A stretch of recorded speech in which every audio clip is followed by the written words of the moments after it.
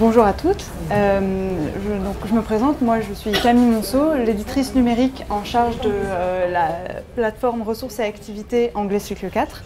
Et voici ma collègue Shoned qui est journaliste pour le site Speakeasy News. Donc je vais commencer par une brève introduction sur la banque de ressources. Ensuite je vais vous présenter la plateforme de ressources et activités. Et puis Shoned prendra la relève ensuite pour vous parler du site Speakeasy News.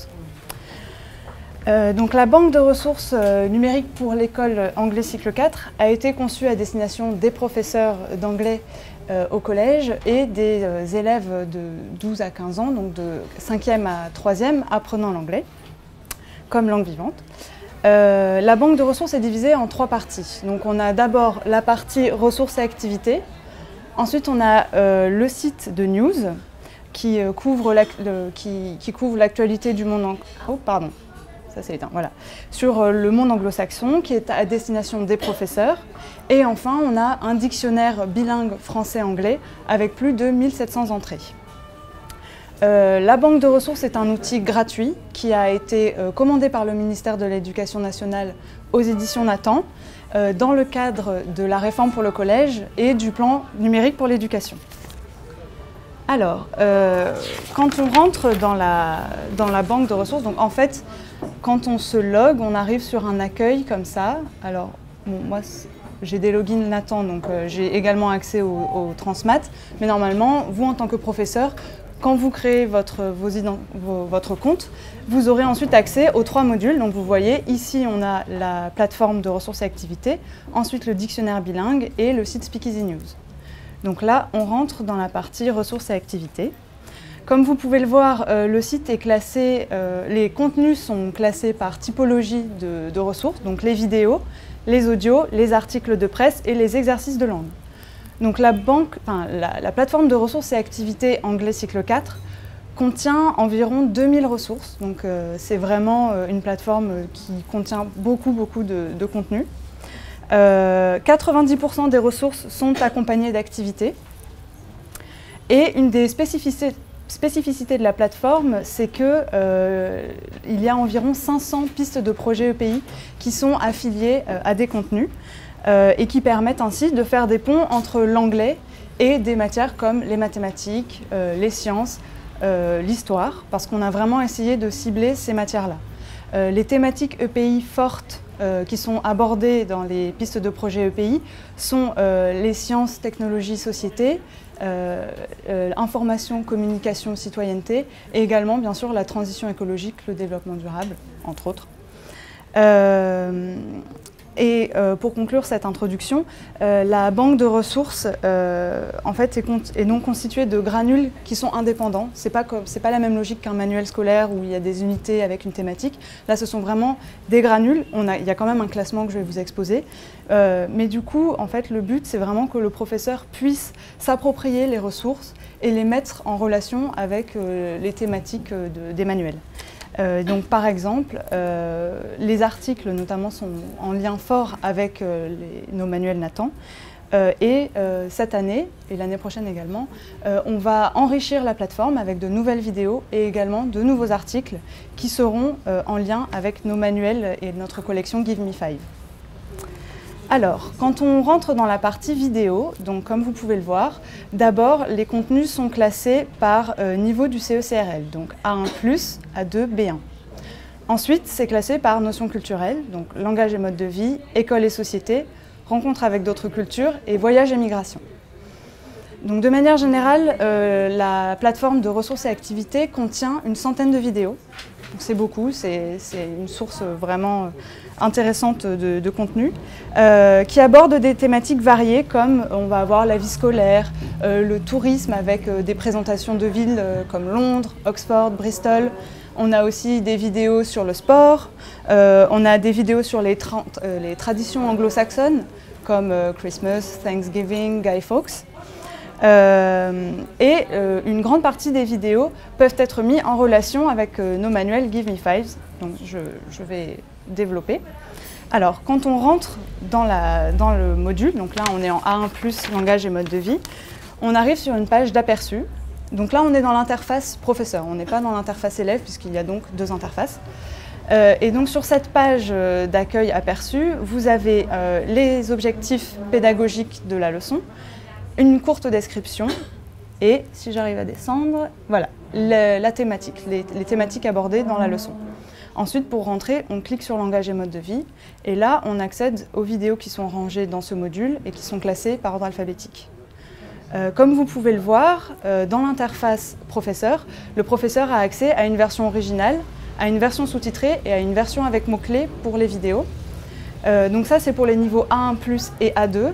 En B1, il aura accès à une version originale et à une version sous-titrée. Il n'y a pas de version mots-clés. Le principe, l'élève, lui, n'a accès qu'à une seule version de la vidéo. Et le principe, c'est que le professeur, en amont, va pouvoir attribuer le niveau qui lui semble correspondre à chaque élève. Donc par exemple, une version sous-titrée ou une version mots-clés ou une version originale, en fonction du niveau de l'élève. Et par exemple, si l'élève visionne la vidéo et qu'il dit au professeur « écoutez, j'y arrive pas, c'est trop difficile », le professeur peut décider de changer le niveau et de lui dire « je mets la version sous-titrée ». Oui, parce que du coup, on rentre, c'est à nous de rentrer tous nos élèves dans c'est ça. Base. Et d'accord. Voilà, en fait, voilà, c'est à vous de créer la classe, de donner les identifiants aux élèves et ensuite de leur donner les identifiants. Voilà.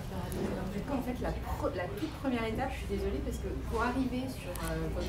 Alors voilà, moi j'ai des logins internes, donc comme j'ai pas d'adresse académique, j'ai pas la même démarche que vous pour créer la classe. En tant que professeur, quand vous allez créer vos identifiants, vous allez d'abord arriver par un module d'inscription où vous rentrez des données. Qu'est-ce qu'on fait? Alors il faut rentrer l'adresse, donc voilà, sur Google, vous rentrez l'adresse brne.eduplatform.com. Et là, alors attendez, si vous voulez, je peux me déloguer. Par contre, ça c'est ça. Pardon, j'aurais dû le dire dès le début. C'est ça, eduplatform.com. Et en fait, là, je vais me déconnecter juste pour vous montrer. Donc là, voilà, vous avez pour créer le compte. Alors voilà, vous cliquez en bas, créer mon compte. Et là, ça va vous demander de créer une classe, mais ce n'est pas obligatoire. Vous pouvez décider de d'abord créer votre compte, de l'utiliser juste comme une banque de ressources et de créer des classes plus tard. Ce n'est pas obligatoire. Alors, je vais juste me reloguer. BRNE. Hop, vous avez bien fait de me poser la question. Alors. Donc, dans la partie vidéo, donc voilà, comme je vous le disais, vous pouvez attribuer la version de la vidéo que vous souhaitez. Et donc là, pour l'instant, il va y avoir une amélioration, c'est-à-dire que pour l'instant, la vidéo apparaît en premier, puis l'élève a accès aux activités. Chaque vidéo est accompagnée de 2 activités interactives avec un traitement automatique de l'erreur. À terme, en fait, au mois d'août, on va faire une modification, c'est-à-dire qu'on va mettre les vidéos en séquence partagée. Je vais vous le montrer sur les audios et les articles. L'élève aura à droite la vidéo, à gauche les activités, et comme ça, il pourra visionner la vidéo, mettre pause, faire les activités. Voilà, ce sera beaucoup plus ergonomique. Donc là, c'est une vidéo qui est en lien avec, par exemple, l'unité, alors c'est l'unité 2, je crois, du manuel de 5e Give Me 5, c'est ça, l'unité 2 Be My Guest. C'est une vidéo qui s'intitule The Birthday Party et dans laquelle une jeune fille voilà, nous présente sa birthday party. Donc je ne vais pas la mettre en entier.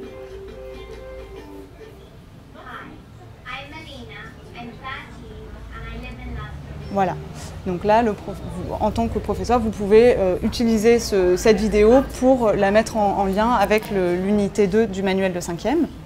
Alors, quand vous revenez ici pour accéder à l'arborescence à gauche, vous avez, et ça c'est pareil, seul le professeur y a accès, l'élève ne le verra pas, vous avez accès à un guide pour la séquence, qui est en fait l'équivalent du guide du professeur, où vous allez trouver un descriptif de la vidéo, les points de lexique travaillés et les points de grammaire, une piste de projet EPI si le support s'y prête, et ensuite vous aurez accès au lien de téléchargement du média afin de pouvoir télécharger le média sur votre poste et si vous le souhaitez de sortir le granule en fait de la banque de ressources, de le projeter dans votre classe.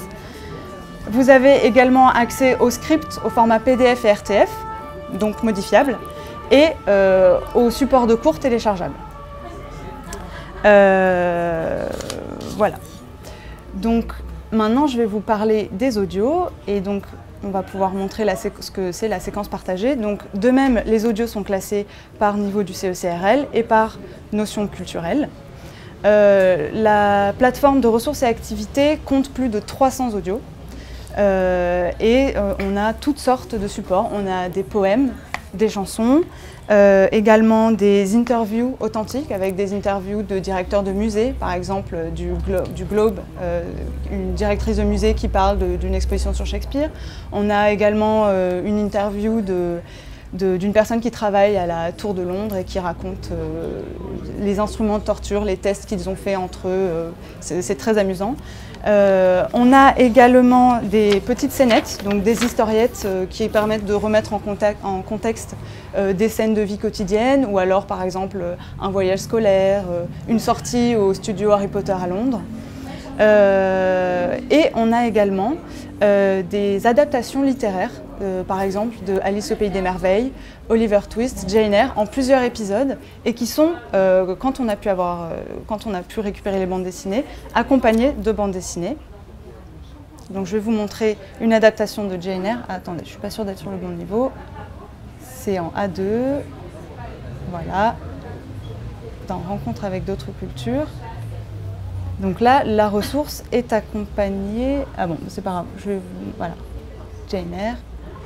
Quand vous rentrez, donc là on a sur cette petite flèche, ça permet, quand on clique dessus, ça permet d'ouvrir un volet. Donc là en fait c'est lié au Dynamic Layout, c'est l'affichage ergonomique qui fait que selon qu'on est sur tablette ou sur un PC avec un grand écran, l'ordinateur va soit diviser l'écran en deux et ne pas permettre de refermer la fenêtre, soit sur tablette, notamment quand l'écran est plus petit, on va avoir cette flèche qu'il ne faut donc pas louper pour accéder à la ressource. Donc là, vous voyez, on a l'audio et on a la bande dessinée qui va avec. L'élève peut cliquer dessus, il peut zoomer, bon, voilà. Comme ça, il peut faire défiler et lire. Et c'est exactement le même texte, l'audio. C'est ça, la bande dessinée est faite pour l'audio en fait. Donc ce sont des audios qui sont mis en musique, enfin, il y a un générique. Voilà, on a des dialogues, on a des bruitages autour, donc c'est vraiment très ludique comme support. Enfin, on a des témoignages. Et donc, dans les témoignages, on a soit des adolescents qui témoignent de ce qu'ils pensent de la vidéosurveillance dans les établissements, des graffitis, par exemple, est-ce qu'ils pourraient vivre sans télévision 2 semaines? Et on a également des audios authentiques avec des extraits, par exemple, du discours d'intronisation de JFK, du discours I Have a Dream de Martin Luther King, ou encore un discours d'Obama qui prend position contre le port des armes. Donc vraiment, ce sont des supports, là, un petit peu plus de niveau B1, mais qui permettent vraiment d'animer le cours de manière, vraiment avec des documents authentiques. Alors là, pour montrer un exemple d'audio que vous pouvez utiliser en lien avec les manuels Give Me 5, on a par exemple une interview sur le bullying et on a une séquence, une unité qui s'appelle Kill the Rumors dans le manuel de 4e, c'est l'unité 2. On a également par exemple un article sur le prince William qui a créé une association pour lutter contre le cyberbullying. Donc là, on voit vraiment qu'on peut animer le cours avec l'unité en piochant des éléments, des granules dans la banque de ressources. Et toujours dans la partie guide pour la séquence, donc là je ne vais pas représenter, mais là vous avez accès cette fois au MP3, toujours que vous pouvez télécharger sur votre poste, au PDF et au RTF des scripts que vous pouvez modifier. Tout à l'heure j'ai oublié de vous parler de l'onglet métadonnées, dans lequel en fait là vous allez avoir accès à tout ce qui concerne l'indexation Scholum. Donc c'est ce qui ressortira ensuite dans le portail Myriae qui est créé par le ministère de l'Éducation. Et vous allez avoir là des informations qui concernent le niveau, le type de contenu, mais également les compétences travaillées en rapport avec le programme officiel. Donc ça peut vraiment vous permettre de bien orienter le contenu. Ensuite, la partie articles de presse. Alors là, c'est un petit peu différent. On est toujours dans un classement par niveau du CECRL, mais comme vous le voyez, ce n'est plus classé par notion culturelle, c'est classé par thématique EPI, au nombre de 8. Donc la banque de ressources actuellement compte 60 articles qui ont été rédigés par Shoned et le reste de l'équipe de journalistes qui travaillent pour Speakeasy. Et donc on va avoir 60 nouveaux articles qui seront mis en ligne cet été, donc ça fait 120 articles, c'est une bonne masse. Les articles, en fait, la spécificité, c'est qu'ils sont... On a un article, par exemple « A New Harry Potter Story at the Theatre », qui va être décliné sur les 3 niveaux. Donc c'est le même fond, c'est le même support. Par contre, on a à chaque fois un vocabulaire et des points de grammaire qui sont adaptés, qui vont grandissant, s'accroissant au fur et à mesure qu'on progresse du A1+ vers le A2 et vers le B1. Également, la spécificité, c'est que ce sont des thématiques d'actualité en lien avec le monde anglo-saxon, mais qui ne sont pas d'actualité brûlante, puisque comme les articles sont destinés à rester 3 à 5 ans sur la banque de ressources, on ne pouvait pas, par exemple, avoir un article pré-élection et présidentielle aux États-Unis en disant qui va gagner. Là, il faut que la ressource ne puisse pas périmer. On a donc, comme je disais, un article sur, par exemple, la nouvelle pièce de théâtre Harry Potter. On a également beaucoup de documents qui se passent, par exemple, en Australie, sur les jobs d'été en Australie, les lifeguards. Et donc là, je vais vous parler d'une ressource dans transition écologique et développement durable qui peut permettre de faire un lien avec l'unité 1 du manuel de 3e Give Me 5, l'unité 1 qui est Schools of the Wild, je crois que c'est. Donc comme vous le voyez, on a toujours le principe de la séquence partagée. Donc là, vous voyez, on n'a plus la flèche, par exemple. C'est les mystères de l'ergonomie, je ne sais pas pourquoi. Là, on a tout d'un coup. Et donc, on a l'article à droite. Donc, c'est toujours le même principe. L'élève peut lire et faire les activités. Ça ne va pas lui faire perdre le niveau où il en était parvenu. On a des iconographies, des images pour enrichir les articles. Et un système d'infobulles où, quand on survole, il y a des petites définitions qui apparaissent. Ensuite, autre spécificité, c'est que les articles de presse sont tous accompagnés d'une version audio enregistrée qui est également disponible pour l'élève. Là, c'est pour l'accessibilité, c'est pour que les élèves malvoyants ou 10 puissent également avoir accès à la ressource. Dans la partie guide du professeur, enfin guide pour la séquence, vous trouverez toujours le descriptif, les lexiques et points de grammaire, pistes de projet EPI. Tous les articles sont accompagnés de pistes de projet EPI. Et la version MP3, les scripts et le support. Pour terminer, on va passer à la partie exercices de langue. Donc, les exercices de langue, il y a environ 700 exercices de langue qui sont classés par niveau et ensuite qui sont rangés en grammaire, vocabulaire et phonologie. Donc, quand vous rentrez dans la partie grammaire, vous avez toujours cette petite page d'aperçu avec les objectifs pédagogiques et le descriptif. Et ensuite, en fait, on a plusieurs séquences, donc plusieurs granules qui portent sur des faits de langue. Donc, par exemple, le présent oblique plus VING, les modos, la forme passive. Et quand vous cliquez dedans, vous avez accès à des sous-séquences. Donc là, par exemple, la construction et le sens du modal will. Vous rentrez et vous avez une série d'exercices que l'élève va pouvoir réaliser en totale autonomie puisque tous ces exercices sont accompagnés de feedback. C'est-à-dire que l'élève, en fonction de son erreur, va être orienté pour essayer de mieux comprendre ce qui a fait qu'il a fait une faute. Et ces exercices sont tous accompagnés d'un petit élément de mémo. C'est une sorte de précis grammatical où voilà, ça lui rappelle la base de la construction ici du modal will. Et cette leçon de grammaire se termine à la fin par une séquence intitulée « Exercice de synthèse » dans laquelle vous allez trouver une dizaine d'exercices qui font en fait la synthèse sur un ou plusieurs faits de langue jugés clivants pour le niveau concerné, qui peuvent être utilisés en amont ou en aval de la connaissance. Et ce sont quasiment tous des textes à trous, écriture ou alors des glisses-déposes, et dans lequel voilà, l'élève va faire son exercice et là on va vraiment avoir un traitement de l'erreur qui est le plus abouti possible où on va anticiper les fautes d'étourderie. Par exemple, l'élève a oublié une apostrophe, il a mis 2 L sur playing ou alors il a mis paying à la place de playing et on va avoir également les fautes de construction, les fautes de conjugaison, voilà. Et ensuite, en fonction de son taux d'erreur, l'élève va être réorienté dans le feedback par écrit à tel et tel exercice qu'il peut refaire afin de mieux comprendre le fait de langue. La spécificité également de ces exercices, c'est qu'ils ne sont pas accompagnés de la petite valise d'aide, puisque là, l'élève en fait est en situation de test. Pour finir, je vais juste vous montrer un petit gadget qui est assez rigolo, qui est en phonologie. Donc en phonologie, on a beaucoup d'exercices, bien sûr, qui se basent sur de l'audio, donc pas mal de QCM.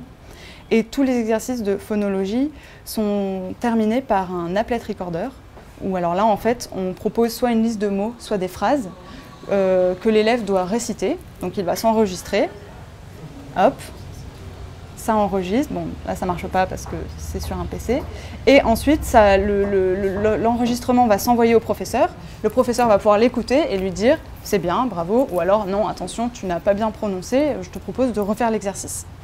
Ça ne fonctionne qu'avec un téléphone portable ou une tablette? Non, ça marche sur ordinateur, il faut juste autoriser l'accès au micro. Normalement, il y a un petit plugin qui apparaît qui vous dit « autorisez-vous l'accès au micro ». Voilà.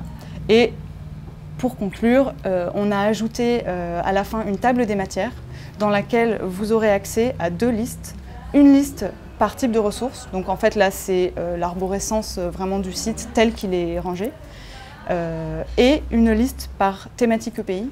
Et là, c'est vraiment pratique parce que ça vous permet de, par exemple, voilà, vous voulez faire un cours sur la transition écologique, vous cherchez, comme il y a vraiment beaucoup de ressources dans la plateforme, c'est parfois pas facile de retrouver de manière pertinente les contenus. Donc là, ça vous permet en fait de voir toutes les vidéos, tous les audios et tous les articles qui sont indexés sur cette thématique. Et voilà. Donc, si vous avez des questions, je vous écoute, sinon je laisse la parole à Chanel. Vas-y.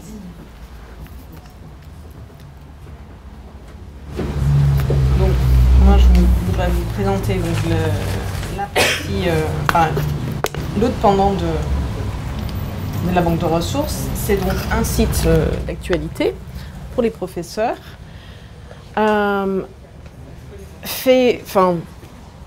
qui a évolué à partir des publications Speakeasy à la base. On a essayé de garder quand même un peu l'esprit des publications Speakeasy et New Standpoint. Il est divisé en 2 parties, donc des articles en rouge, des rubriques d'actualité, donc in the news, l'actualité brûlante. Watson, c'est plutôt des films, des sorties de livres, enfin tout ce qui est culturel. Celebrate, c'est autour soit des traditions calendaires, soit des anniversaires, ce genre de choses. Et puis pédagogie, donc des contenus, des articles sur la pédagogie. Et puis dans la partie verte, ce sont donc des ressources qui sont en libre accès, il suffit simplement de vous inscrire. Donc des webpics, c'est des suggestions pour utiliser des ressources en ligne, que ce soit des vidéos, des sites web, etc., avec des pistes de travail et en indiquant les niveaux pour les élèves. Et Ready to Use, c'est vraiment des ressources clés en main que vous pouvez télécharger. Minimum un article, des activités et des notes de prof et des fois de l'audio aussi. Si vous vous inscrivez sur le site, toutes les 2 semaines, on vous envoie une newsletter pour vous dire, voilà, il y a une nouvelle ressource qui vient d'être publiée et voici les dernières news qu'on vient de sortir. Donc, une des inspirations de ce site a vraiment été des commentaires de professeurs qui nous disaient « ce serait tellement merveilleux si mon manuel pouvait être actualisé ». Si on pouvait avoir, s'il y a vraiment une actualité intéressante par rapport à un thème qui est traité dans le manuel, qu'on puisse en parler. Et donc là, c'est l'avantage, c'est qu'on peut publier dans l'heure, on peut vraiment, et on essaye quand même d'avoir un œil sur ce qui peut être dans le manuel, qu'est-ce qui peut vous être utile, simplement en tant que prof ou en tant qu'anglophile, mais aussi dès qu'on peut, en lien avec des thèmes qui sont traités dans les manuels. Là, tout à l'heure, on parlait de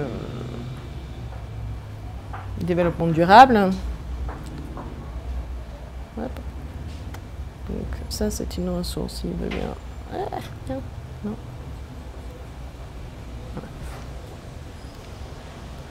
Donc c'est un jeune amérindien qui est militant écologiste.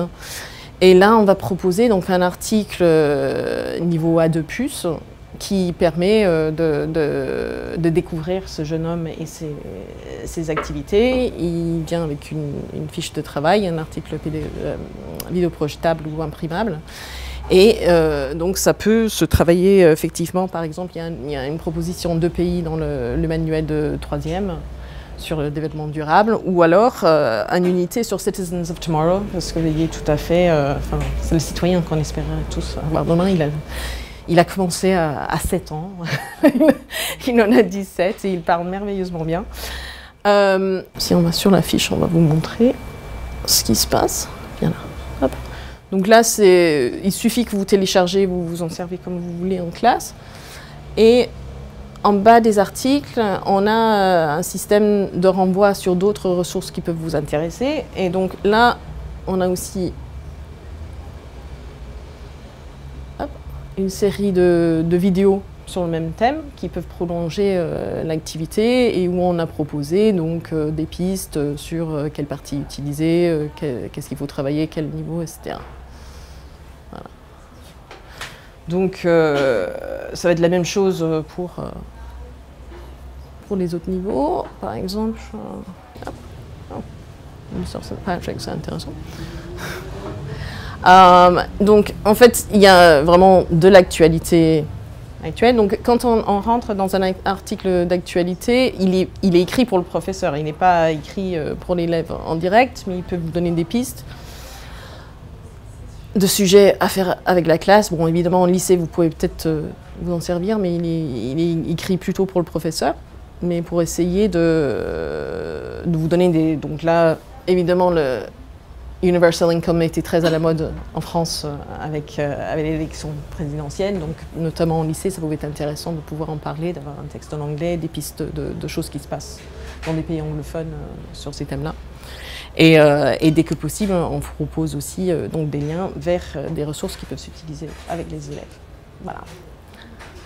Est-ce que... Bon, je pense que le plus simple, c'est que vous alliez directement sur le site et que vous explorez pour vous-même, donc speakeasy-news.com. C'est ouvert, donc soit vous pouvez passer par la banque de ressources, soit vous pouvez aller en direct.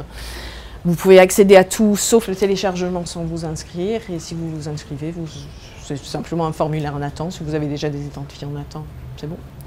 Et vous pouvez accéder à tout et vous pouvez nous laisser notre adresse si vous voulez recevoir la newsletter. Voilà. Des questions? J'ai une question par rapport à New Standpoints. En fait, il n'y aura plus du tout de publication de séquences comme c'était le cas auparavant. Non, mais là, quand même, on travaille dans la même philosophie, d'ailleurs, en partie avec les mêmes professeurs et journalistes. Donc, quand même, je pense que vous trouverez des choses qui ressemblent. Ouais. Mais la formule, avoir un abonnement et avoir un magazine papier, là, ça n'était juste plus possible. Mais on essaye quand même de garder cet esprit d'une grande ouverture sur les civilisations, des thèmes qui peuvent être vraiment intéressants pour les élèves, attrayants pour les élèves. Je suis, donc parce que j'étais abonnée déjà à New Standpoints, mais c'est vrai que New Standpoints, du coup, on avait quand même, c'était super parce qu'il y avait il y avait des séquences, quoi, vraiment. Et sur le lycée, c'est vrai que c'était génial parce qu'on sortait des manuels, on avait des choses... on avait des liens, on avait plein de choses. Et c'est vrai que moi, c'est un peu dommage que ça s'arrête, mais bon, après, voilà. Ah bon? Bah, j'ai fini. Bah, là quand même, le but, c'est que si, par exemple, vous allez vous avez une fiche où on propose une... Par exemple, en début d'année, avec les premières, j'ai récupéré sur les élections américaines parce que du coup on a travaillé sur le système, etc. Donc j'ai utilisé des articles, voilà. Mais c'est pas aussi parce que là c'est à moi de faire, ce qui est normal aussi, mais de faire la recherche, d'apporter des éléments supplémentaires, d'aller chercher à droite à gauche, etc. Alors que c'est vrai que sur New Standpoints on avait vraiment une séquence. Après on pouvait l'adapter évidemment en fonction, mais il y avait des choses, et puis des documents sur lesquels on pouvait tout de suite aller, etc. Donc ça, c'est vrai que c'était quand même... Quand même vous arrivez sur une séquence, vous avez donc un document écrit en général, Mais on essaye dès que possible de proposer aussi en lien, par exemple, des vidéos, des sites, etc. Pour l'instant, on n'a pas développé de contenu spécifiquement pour le lycée. Ça va venir. Là, on s'est concentré sur le collège au début, puisque quand même ça faisait partie donc, de cette banque de ressources qui était destinée au cycle 4. Donc on s'est vraiment focalisé sur le cycle 4. Là, maintenant qu'on a un peu rodé, on va commencer à faire plus de lycée, donc évidemment ce sera plus sophistiqué, plus des tenants et des aboutissants.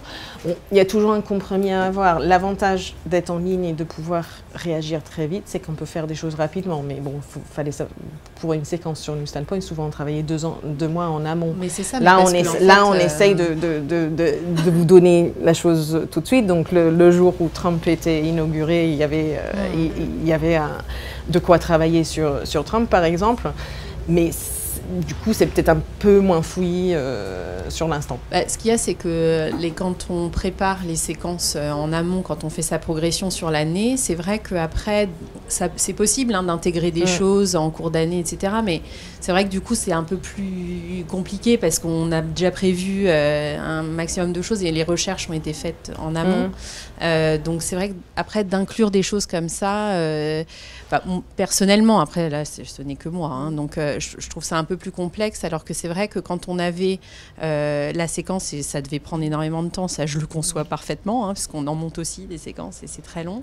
Mais du coup, une fois qu'on est lancé dans l'année, en fait, d'introduire comme ça quelque chose qui sort sur le site, si ça tombe pas pile sur ce qu'on est en train de travailler, finalement, on se dit ah oui, il faudra que je retienne si jamais je fais.